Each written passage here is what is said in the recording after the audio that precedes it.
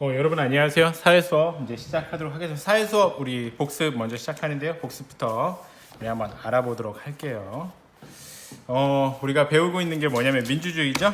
민주주의 시민이 중심이고 시민이 문제를 해결하기 위해서 정치적인 그런 방법을 쓴다. 문제 갈등을 해결하기 위해서 민주주의적 방법을 쓰는 게 민주주의인 거죠. 그런 걸 도와주기 위한 우리가 민주주의적으로 문제를 해결하기 위해서 그런 절차, 그런 법들을 도와주는 게 국가기관이 있어요. 그래서 우리는 민주적 의사결정 원리가 있는 사람이 되어야겠습니다. 그 다음으로 넘어가 보면 우리나라 민주주의는 그냥 얻어진 게 아니고 우리가 엄청나게 노력한 결과다라는 걸 보여주는 거죠. 4.19 혁명과 시민들의 노력, 여기서 노력은 뭘까요? 시위겠죠. 그리고 시민들은 또 희생도 했어요.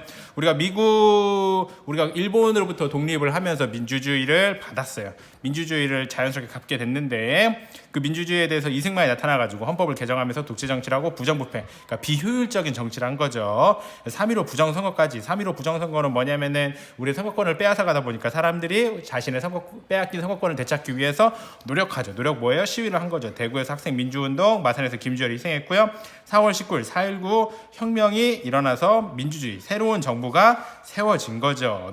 민주주의적 질서를 세운 거겠죠. 그래서 민주주의에 대한 국민들의 관심을 불러일으켰다는 거. 4.19 혁명의 의미는 민주주의에 대한 국민들의 관심을 불러일으켰다라는 거죠. 그러니까 민주주의가 소중하다라는 거를 4.19 혁명을 통해서 알게 됐어요. 그래서 선거 전환승 초등학생도 희생했다라는 거 우리가 배웠죠.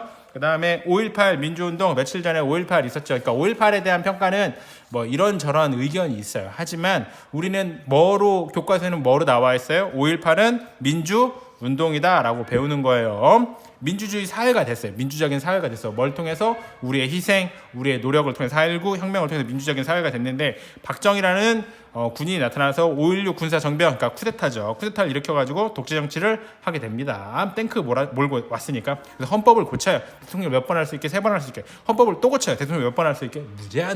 무제한으로 할 수 있게끔 하고, 그리고 우리의 선거권을 빼앗아가요. 직선제로 뭘로 바꿔요? 간선제로 바꿨다라는 거. 그래서 국민의 권리, 선거권을 빼앗아갔어요. 근데 박정희가 자연적으로 없어진 거예요. 자연적으로 없어지고 나서 전두환이 또 47일 만에 민주주의를 또 짓밟고 또 군사정변 12.12 군사정변 12.12 사태라고 해요. 12.12 군사정변을 일으켜가지고 또다시 독재정치를 하다 보니까 사람들이 또 노력을 하죠. 그 노력이 뭐예요? 5.18 민주운동이었어요. 그래서 사람들은 민주주의 사회를 요구했고 광주에서 5.18 민주운동이 발생했는데 이것들은 신문 방송을 또 알 권리를 박탈했는데 힌치페터가 방송했다라는 거죠. 5.18 민주운동에서 5.18 민주운동, 그러니까 이런 노력들이 계속됩니다. 민주주의를 되찾기 위한. 자, 우리 그 다음으로 가볼게요. 그 다음은 뭐냐면은 6월 민주항쟁이에요. 5.18 민주운동에서 끝나지 않고 5.18 민주화 운동에서 6월 민주항쟁까지 연결이 되는 거예요. 이번에도 노력한 거죠. 뭘로 노력한 거예요? 시위로 노력한 거예요. 시위로 노력해야지만 평화적이기 때문에 그게 민주주의적 방법이다라고 할 수 있어요. 그 당시 간선제, 직선제 아니고 간선제, 그리고 신문 방송을 통제해가지고 우리의 알 권리를 탄압했다라는 거. 누가? 전두환이 그렇게 하다 보니까 사람들은 민주화 운동을 해요. 우리의 권리를 되찾기 위해서, 우리의 민주주의적 권리를 되찾기 위해서 노력을 합니다. 시위로. 그래서 사람들이 요구한 건 직선제를 위한 헌법을 개정해 달라 국민들이 요구를 합니다. 하지만 전두환은 받아들이지 않죠. 그러다 보니까 사람들이 노력을 하죠. 여러 번의 시위가 있었어요. 그러다가 6월 민주항쟁으로 전국적인 시위가 일어나면서 더 이상 민주주의를 국민으로부터 국민들의 권리를 제한할 수 없게 된 전두환이 6.29 민주화 선언을 합니다. 그러니까 언론 자유를 보장해, 우리의 알 권리를 보장하고요. 그리고 지방자치, 그러니까 우리의 선거권을 확장하는 거예요. 예전에 대통령도 우리가 못 뽑았는데 이번에 대통령뿐만 아니라 지방자치단체장, 그리고 지방자치의회 의원까지 우리가 뽑을 수 있게 된 거죠. 그러니까 우리의 문제를 우리 스스로 민주적인 방법으로 해결할 수 있는 권리를 되찾아온 거예요. 그게 뭐예요? 6.29 민주화 선언이에요. 그래서 지역감정 없애기까지 합니다. 그래서 6월 민주항쟁을 통해서 승리한 거예요. 이긴 거죠. 이겨가지고 민주적인 제도를 갖게 돼요. 그거를 실천하는 국가기관, 실천하는 법을 갖게 됩니다.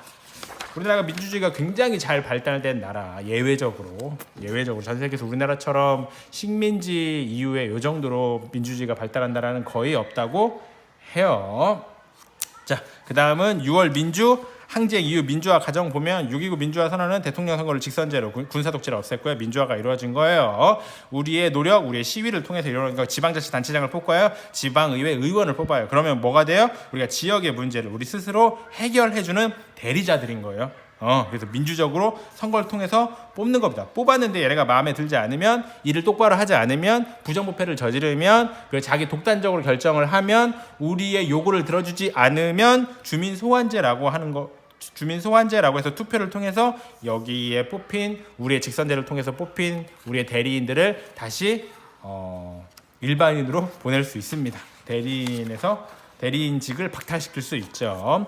자, 시민 사회 공동 문제 해결이에요. 우리는 시민이에요. 사회 공동 문제 해결을 어떻게 해결해요? 민주적인 방법으로 해결하기 위해서 뭘 해요? 촛불 집회를 해요. 촛불 집회 말고 또 대규모 집회도 해요. 서명운동도 해요. 1인 시위도 해요. 캠페인도 해요. 다 평화적이어야 돼요. 폭력적이면 범죄예요. 요즘은 정보통신 기술이 발달하다 보니까 정보통신 기술, IT 기술은 외래어 플러스 뭐 그런 건데, 그거 말고 그걸 뭐라고 해요? 정보통신 기술이라고 하고, 그러다 보니까 누리소통망 서비스를 통해서 우리가 인터넷에서 자신의 의견을 민주적으로 발산할 수 있습니다. 여러분도 발산할 수 있다 없다?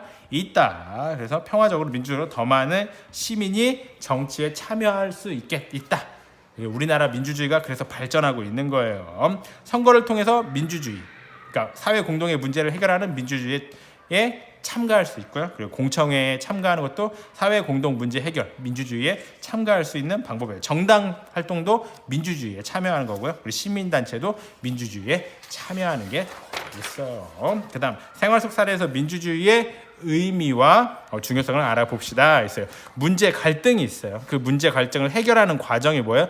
정치입니다. 정치, 학교 규칙도 민주주의적으로, 지역 도서관도 민주주의적으로 해결하는 거예요. 예전에 왕이 모든 걸 했다면 지금은 모든 사람, 그러니까 신분, 재산, 성별 차이 없이 우리 정치에 참여할 수 있어요. 여러분도 정치에 참여할 수 있어요. 선거권만 없을 뿐이에요.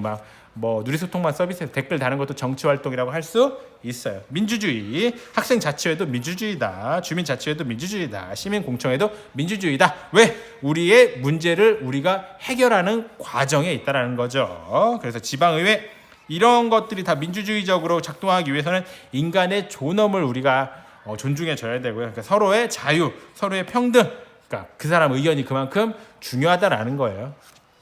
자, 선거는 보통선거, 평등선거, 직접선거, 비밀선거예요. 이렇게 해서 뽑은 선거를 통해서 우리가 여러 가지 의견을, 문제 해결 방법을 도출해낼 수 있는 거겠죠. 만들어낼 수 있는 거죠. 이렇게 중요한 선거를 선거관리위원회에서 관리하는데, 여기는 공정하게 관리해야 되다 보니까 독립기관으로 있는 거예요. 어디에 속해 있지 않고 독립기관이에요.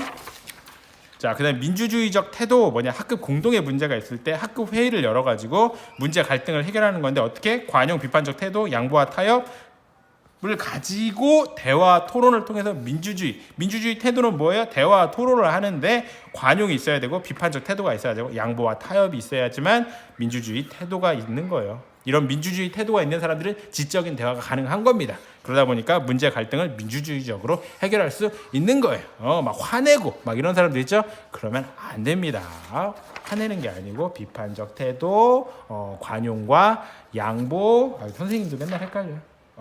관용, 양보와 타협, 그리고 비판적 태도, 이렇게 네 가지가 필요하다고 해요. 이걸 가지고 대화 토론을 해야겠죠. 자, 민주적 의사결정 원리, 이게 정치겠죠. 문제를 해결하는 과정. 쓰레기 매립장을 만들었대요. 동의 없이. 화나겠죠. 그러다 보니까 시위를 하는 거예요. 노력을 하는 거예요. 안 된다. 주민회의를 합니다.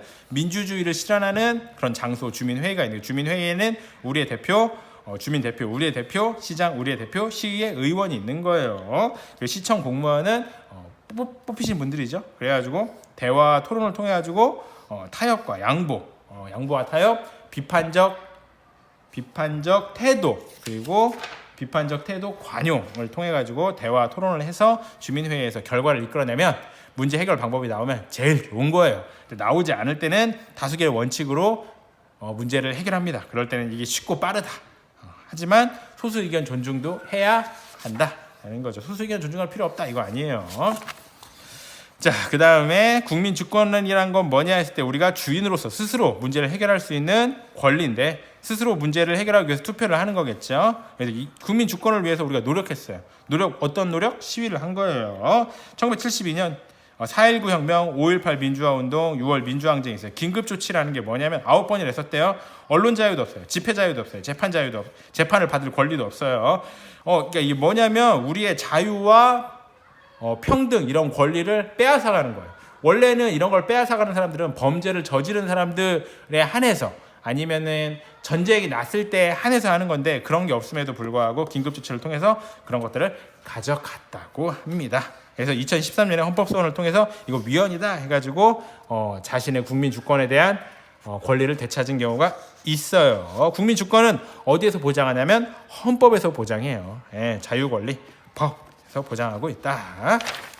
자, 그 다음에 국회예요. 국회에서 하는 일은 뭐냐면은 국회는 법을 만드는 일을 해요. 법은 뭐예요? 문제를 해결하는 기준이에요. 법은 뭐예요? 그리고 법을 고치거나 없애는 일들. 만들 수도 있는데 고칠 수도 있고 없앨 수도 있으니까 법을 문제를 해결하는 기준을 만들 수도 있고 문제를 해결하는 기준을 고치거나 없앨 수도 있다고 해요. 그래서 국회에는 국회의원들이 있어요. 국회의원은 우리가 선거를 통해서 뽑죠. 몇 년에 한 번? 4년에 한 번. 여러분이 어린이 교통사고에 대해서 이런 문제가 있다라고 편지를 보냈을 때 국회의원이 대답할 수가 있어요.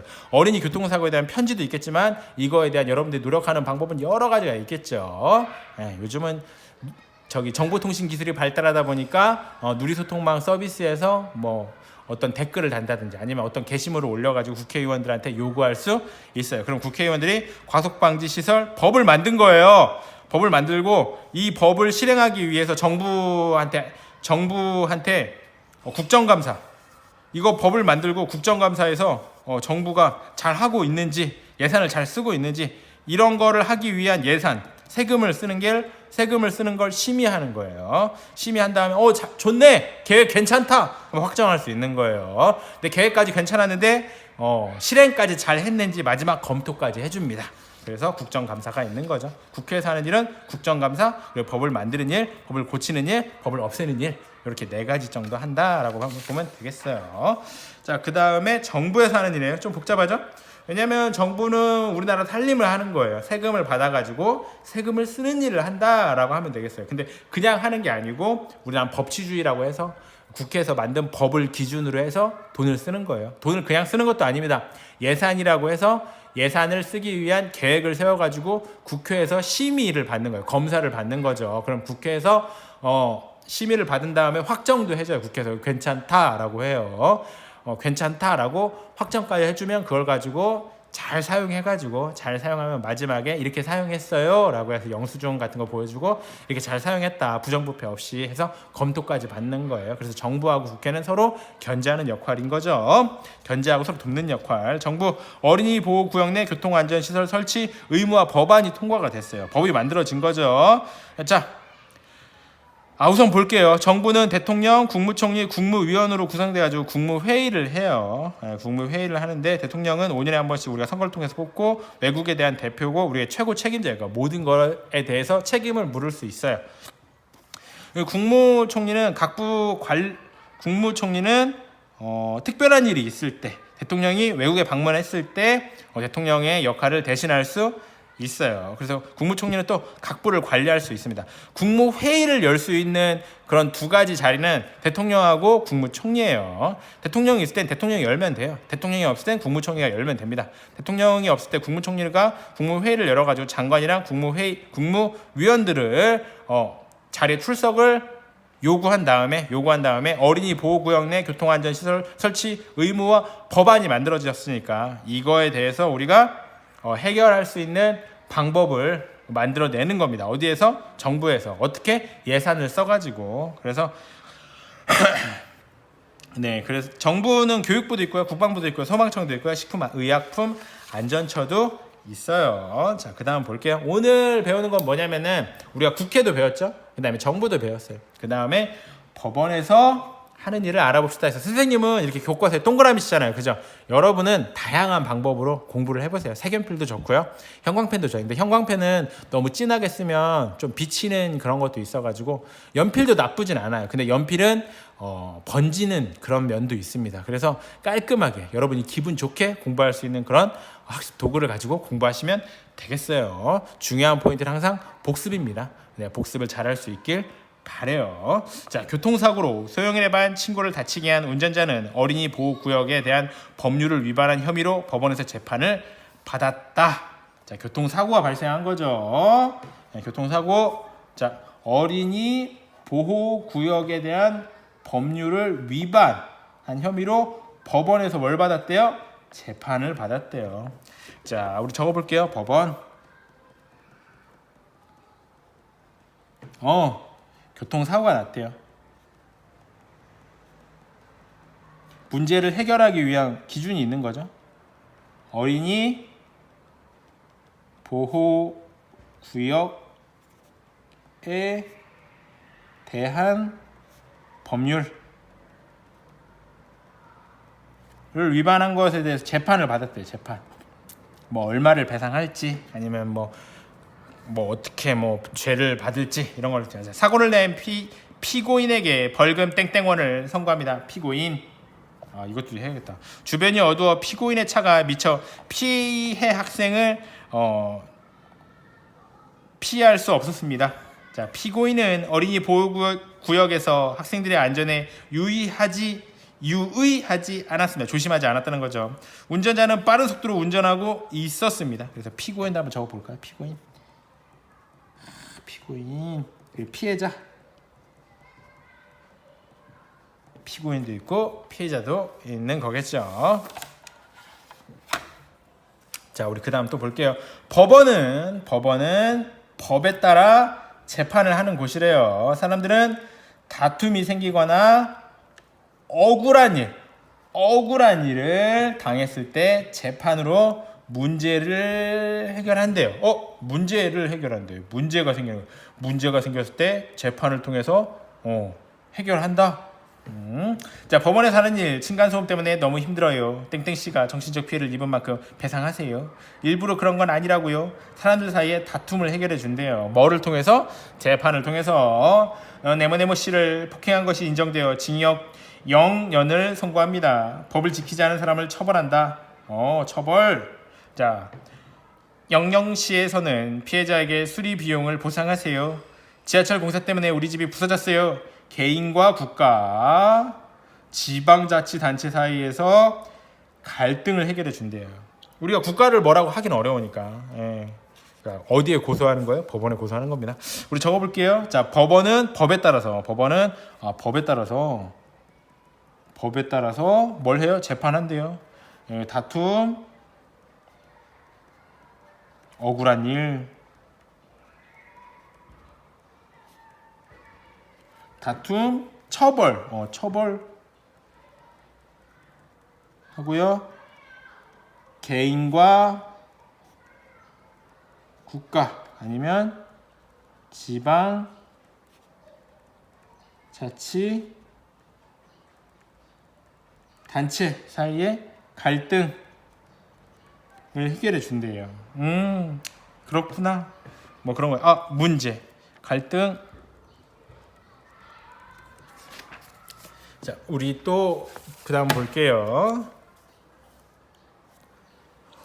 자, 법은 모든 사람에게 공정하게 적용되어야 한다. 법은 모든 사람에게 법은 공정해야 된대요. 그렇죠? 공정한 재판. 자유와 권리를 보장하고자 법원은 외부의 영향이나 간섭을 받지 않아야 한다. 외부 그리고 간섭이 없어야 된대요. 법관은 개인적인 의견이 아니라 법관은 헌법과 법률에 따라 공정하게 판결을 내려야 한다. 공정하게 판결을 내려야 된대요. 이를 위해 우리나라는 특정한 경우를 제외한 모든 재판의 과정과 재판 과정 결과를 공개해 억울한 사람이 생기지 않도록 한대요. 공개한대요. 또한 국민이 공정한 재판을 받을 수 있도록 한 사건의 원칙적으로 공정한 재판을 위해서 한 사건에 원칙적으로 3번까지 재판을 받을 수 있는 3심 제도를 한대요. 그러니까 3번까지. 억울하면 3번 고소할 수 있어요. 헌법재판소는 어떤 일을 하는 곳일까? 헌법재판소. 헌법 가지고 재판한다는 얘기겠죠. 헌법재판소는 헌법과 관련된 다툼을 해결한대요. 법률이 헌법에 어긋나는지, 법률이 헌법에 어긋나지 않는지, 또는 국가기관이 국민의 기본권을 침해했는지를 판단한다. 대통령이나 국무총리와 같이 지위가 높은 공무원이 큰 잘못을 저질러 국회에서 파면을 요구하면 대통령, 국무총리와 같이 지위가 높은 공무원이 큰 잘못을 저질러 누가 파면을 요청할 수 있어요? 국회에서 파면을 요구하면 이를 심판하는 일도 한다. 이 밖에 정부가 어떤 정당이 민주적 질서를 어지럽혔다고 판단하여 정부가 정당이 민주적 질서를 어지럽혔다고 판단하여 해산을 요구하면 그 여부를 판단해 준대요. 헌법재판소에는 9명의 재판관이 있으며 중요한 결정을 내릴 때는 6명 이상이 찬성해야 한다라고 돼 있어요. 오늘 뭐 적을 게 되게 많네요. 자, 우리 계속 할게요. 자, 법은 모든 사람에게 공정해야 된대요. 공정 당연하죠. 그래서 여러분 재판을 받는데 재판으로 뭐를 보장해야 돼요? 자유와 권리를 보장해야 된대요. 법원은 외부의 영향이나 법원은 외부 영향, 간섭, 이 3가지가 통으로 가겠네. 받지 않아요. 이거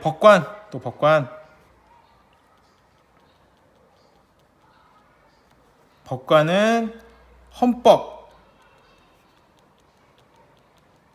법률에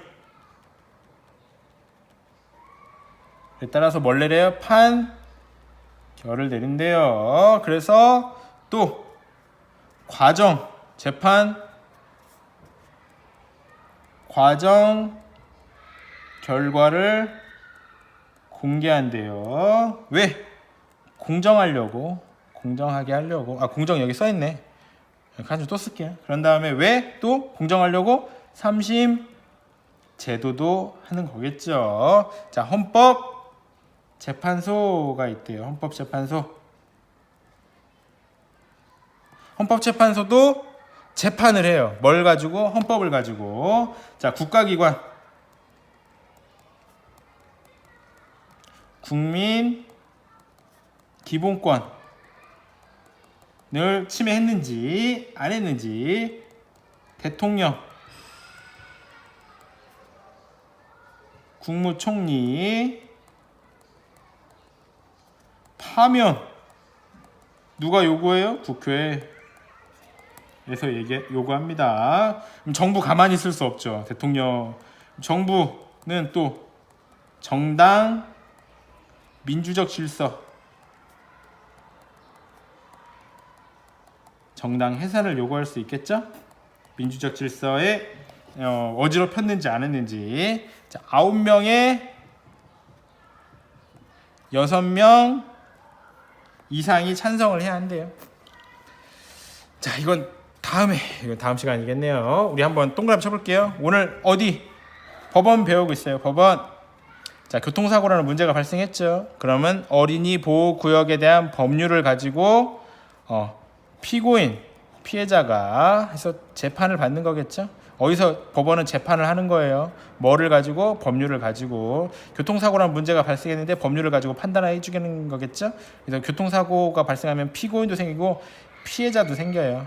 그럼 피고인과 피해자는 재판을 받는 거예요. 어떻게? 공정하게. 뭐에 따라서?